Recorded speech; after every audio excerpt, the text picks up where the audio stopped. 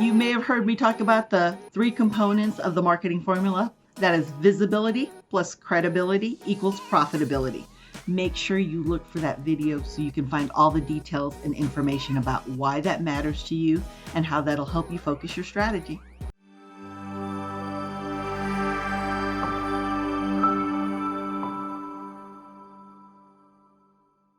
Hello, I'm Elena Duron, and welcome to my YouTube channel. Today I am talking about what a lot of people ask about in webinars, which is what is Google's secret sauce? That algorithm that decides whether or not you show up high in a Google organic search.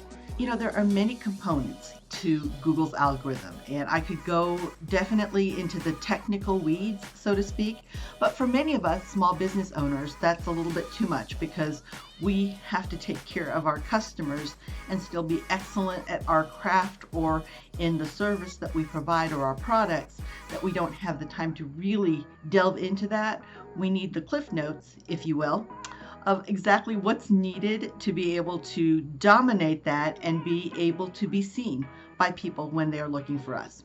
So let's break this down into 3 specific components that you need to, as a small business owner, focus on. Number 1 is relevance. How relevant are you to the person who is searching for you? And this is key. That's why I like to, whenever I'm working with a client or even presenting in a webinar, explain to everyone that there are 3 questions that you need to know so very well about your perfect customer. And again, you do need to focus on a perfect customer because while you can serve everybody, it's difficult and very time-consuming and costly to try to target everyone who's online. So for a moment, think about who that best customer is. And my question to you is, if they know that you exist, so they know your name, and they know that you have a product or service that can serve them, how are they looking for you? How will they find you? Do they go to your Facebook page? Do they search you on Google? Do they have a copy of your business card? Maybe they've got you in their contact list. Or it could be that you are listed in the chamber directory, potentially. Where are you? And how do they find you? And how do they look for you when they need you, your product or service? The second part of that is if they don't know your name. So basically they don't know you exist, but they know that there's a product or service that could help them. How are they looking for you? A lot of times it could be that they're going out to their Facebook friends and family saying, hey, does anybody have a recommendation of somebody who does this? Or do you know of anybody who sells this locally?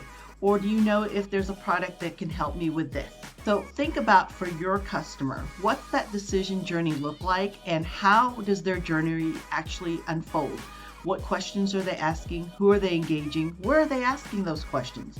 It's really important for us as experts in our industry, each of us individual experts in your own industry, you need to know exactly how your customers look for you. That decision journey, that customer journey is something that you have to know backwards and forwards to really get a good understanding of how to be relevant in that first part of Google's algorithm, because if you don't know that, then you're not there when they need you. You may be there where you think they are or where you think they may need you, but that may not be where they're at. So it's really important for you to confirm where they're at and really know. And the third question is, if they don't know that you exist, and they also have no idea that there is a product, service, or solution that can help them, how are they looking for you? What are they saying when they say, hey Google, hey Alexa, when they're doing a voice search? What are they typing in? Who are they asking? How are they deducing or being able to help support them when they're in that time of need, or they've stumbled and they have a need for your product or service, but they don't even know there's anything out there that can help them? Again, it's your job as the expert in your industry to answer those questions. So that's number 1. Number 2 in the algorithm is your prominence. When I say prominence, that means how often are you updating your website? So are you staying current online? Have you uploaded video onto your website? When was the last time you did upload video?